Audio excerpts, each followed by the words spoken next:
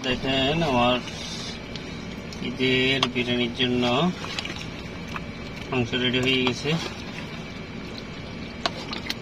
এখন চাউল দিয়ে দেব, কারণ মজাদার এই বিরিয়ানি তৈরি করে নেব।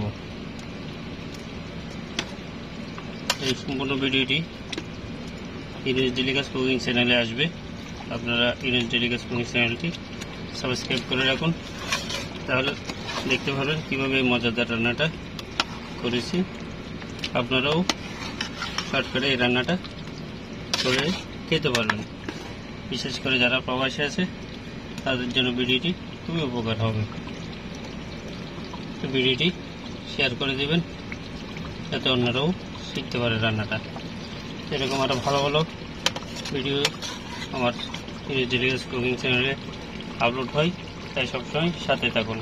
আল্লাহ হাফেজ।